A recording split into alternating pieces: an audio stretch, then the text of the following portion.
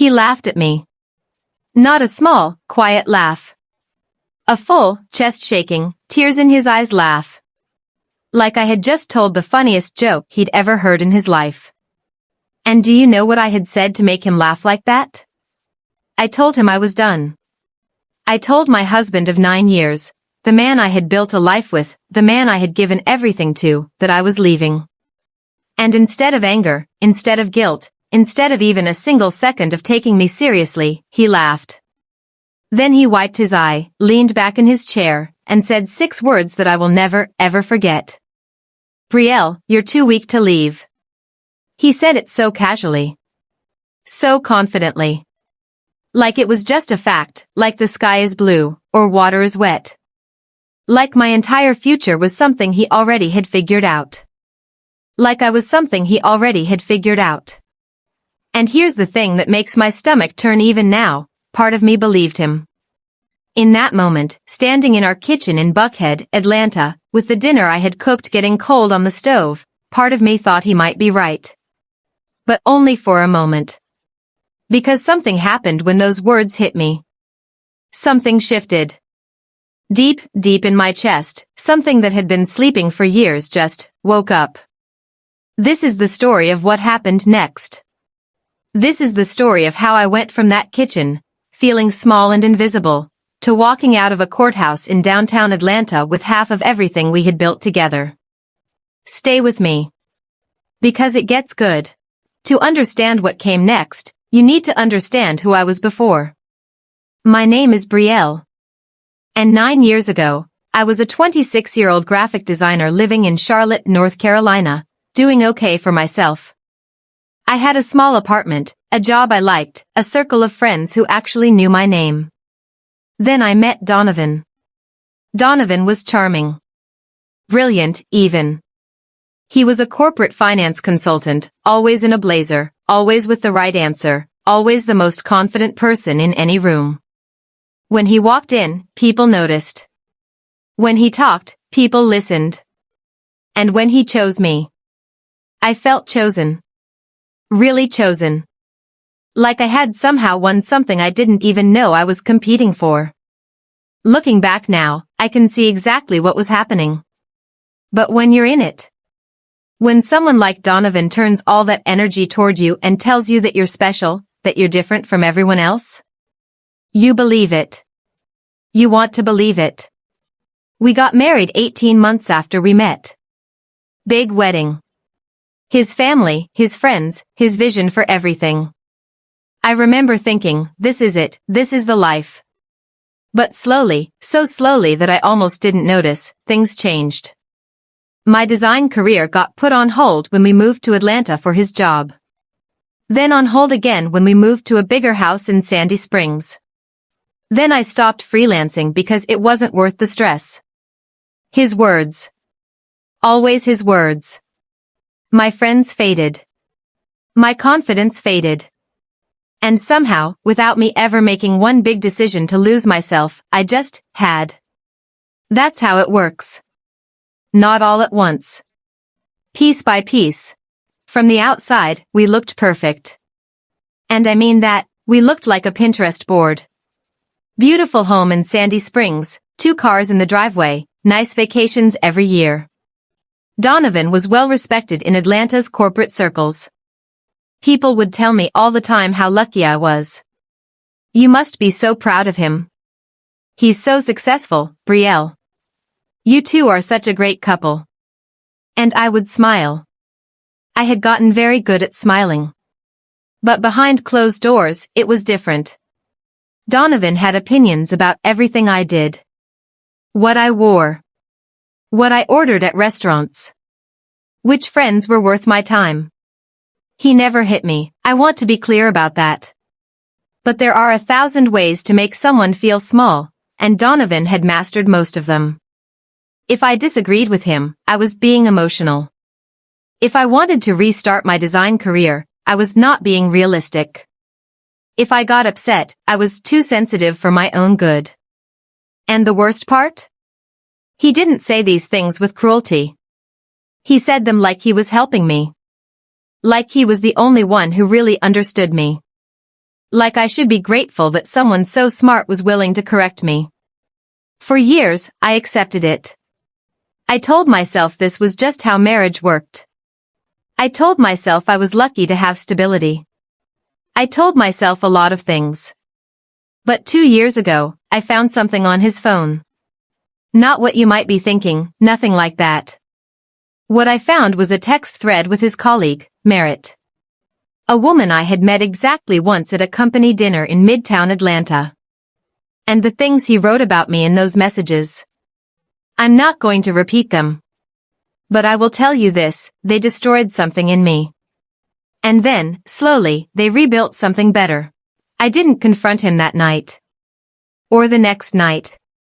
Or the week after that. I know that might surprise you.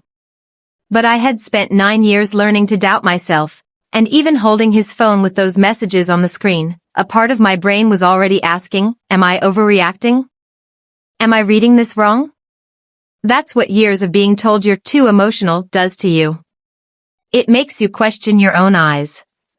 But over the next few weeks, something quiet started happening. I started paying attention. Not to him, to myself. To the way I felt when he walked into a room. To the way my shoulders tensed when I heard his car pull into the garage. To the way I had completely stopped laughing, like, genuinely laughing, somewhere along the way without even noticing. I started talking to my sister, Cassidy, who lives in Nashville. She had never liked Donovan, and she had the grace to not say I told you so. She just listened. For hours, she listened. And one evening, on the phone with her, something cracked open in me and I just started crying. Not sad crying. Angry crying. The kind that comes from somewhere deep and true. I told Cassidy, I think I need to leave. And she said, without skipping a beat, I think you've needed to leave for a long time. And I think you already know that. She was right. So a few days later, I sat Donovan down. My hands were shaking. My voice was steady. And I told him it was over. That's when he laughed. That's when he said I was too weak to leave. And that right there, was the exact moment I decided to prove him wrong. I want to be honest with you. After that laugh, I did not feel powerful. I felt humiliated. I went to the guest room, closed the door, and sat on the edge of the bed for a long time just staring at the wall. But then I picked up my phone. I didn't call Cassidy. I didn't cry to a friend. I opened Google and I typed 4 words, Best Divorce Lawyer Atlanta. I know it sounds simple. But for me, in that moment, it was everything. It was the first decision I had made fully, completely, for myself, in years. I found a firm called Hargrove & Associates, based in Midtown Atlanta. Their reviews were intense. Words like relentless, strategic, does not back down. One review said, if your spouse has a good lawyer, you need a better one. Call Hargrove. I called the next morning. The attorney assigned to me was a woman named Petra Calloway. And let me tell you, the moment I sat across from Petra in her Peachtree Street office, I understood why people called her a shark. She was calm, precise, and utterly unintimidated by anything I described about Donovan. When I finished explaining my situation, she looked at me and said, he thinks you don't know what you're entitled to. That's his first mistake. She walked me through everything.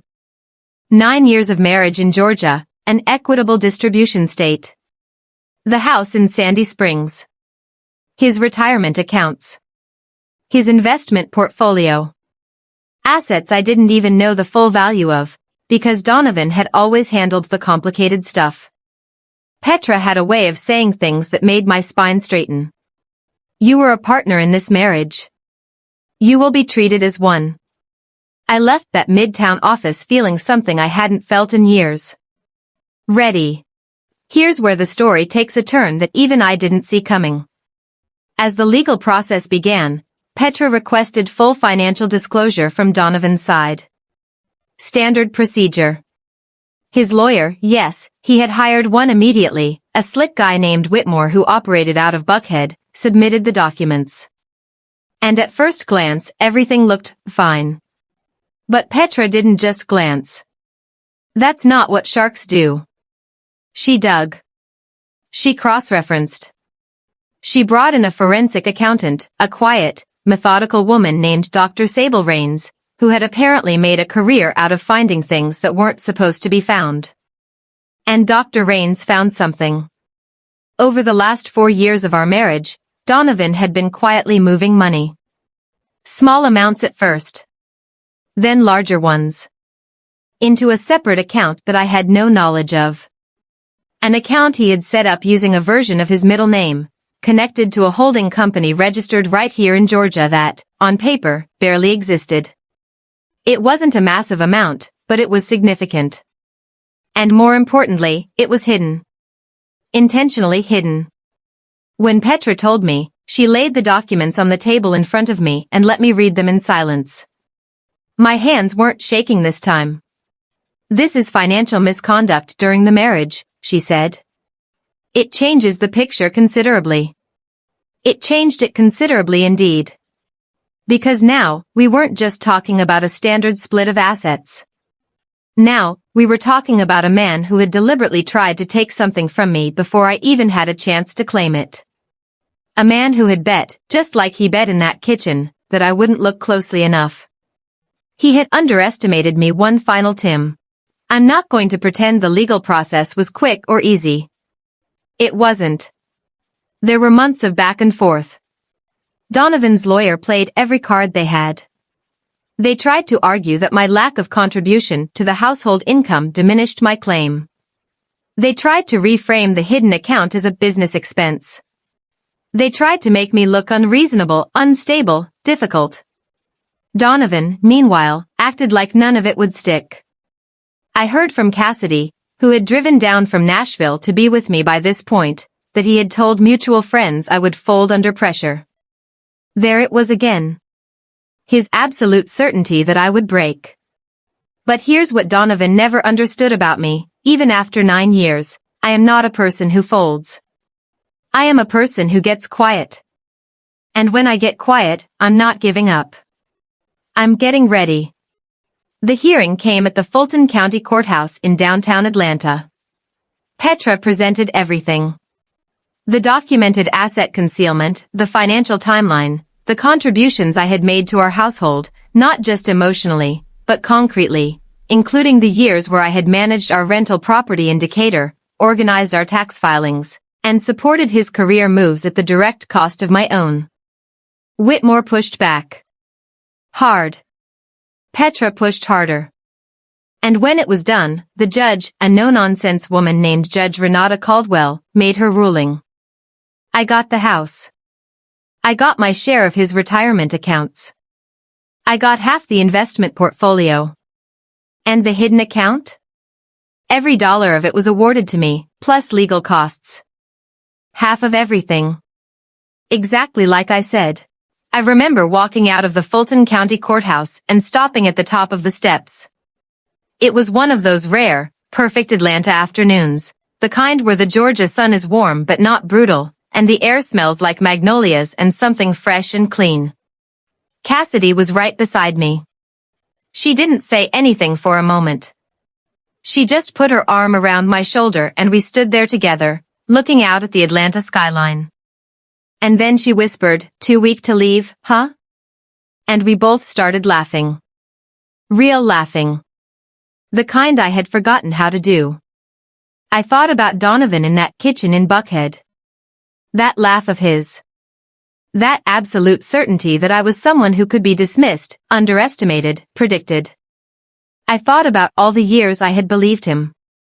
All the versions of myself I had shrunk to fit into the space he decided I belonged in. And I thought about Petra, sitting across from me that first morning on Peachtree Street, saying that's his first mistake. She was right. It was. Because the thing Donovan never accounted for, the thing that all people like him never account for, is what happens when the person they've underestimated finally decides they're done being small. You don't just survive. You reclaim everything.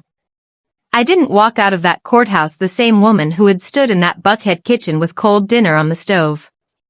I walked out as someone who had looked at the hardest moment of her life and decided, consciously, deliberately, to be stronger than it. That's not weakness. Not even close. It's been 14 months since that day on the courthouse steps. I still live in Atlanta, but in a different neighborhood now, in Virginia Highland, in a smaller house that is entirely, completely mine. I repainted the living room a deep, warm terracotta color that Donovan would have hated. I love it. I restarted my design career. Slowly at first, a few freelance clients, small projects around Atlanta. But it grew. I now run my own independent design studio, and I have a waiting list of clients for the first time in my life. Turns out, all those years of being told I wasn't realistic didn't stop me from being good at what I do. Cassidy visits more than she used to. She drives down from Nashville and we make dinner and sit on my porch and talk for hours. It sounds simple. But after years of feeling like I wasn't allowed to take up space in my own life, simple is everything. As for Donovan, I don't track what he's doing, and I don't need to. What I know is that the version of me he built his certainty around no longer exists. She was replaced by someone he never actually met. Do I have hard days? Yes. Rebuilding yourself after years of erosion is not glamorous. Some mornings are heavy. Some evenings, the old voices creep back in and tell me I'm not enough. But I know something now that I didn't know in that Buckhead kitchen. Those voices aren't mine. I borrowed them from someone who was never worth the loan. And I gave them back. So what do I want you to take from this? I'm not here to tell you that every difficult marriage ends in a courthouse win. I'm not here to tell you that revenge is always clean, or that justice is always fast. Life is more complicated than that, and anyone who tells you otherwise is selling something. What I am here to tell you is this: the most dangerous thing you can let someone do to you is convince you that you are less than you are. Because once they've done that, once they've gotten inside your head and made you doubt your own strength, they don't need to do anything else. You do the work for them. Donovan didn't need to lock me in that house. I locked myself in, because I had accepted his version of who I was. The moment I stopped accepting it, everything changed. If you are in a situation right now where someone is laughing at your ability to choose differently, I want you to hear me very clearly. That laugh is not confidence. That laugh is fear dressed up as arrogance. It is the sound of someone who knows, somewhere deep down, that if you ever truly decide to move, they have no power over you. So decide to move. Not out of anger. Not to prove something. But because you deserve to take up the full space of your own life. I was too weak to leave. Until the day I wasn't. And that was enough.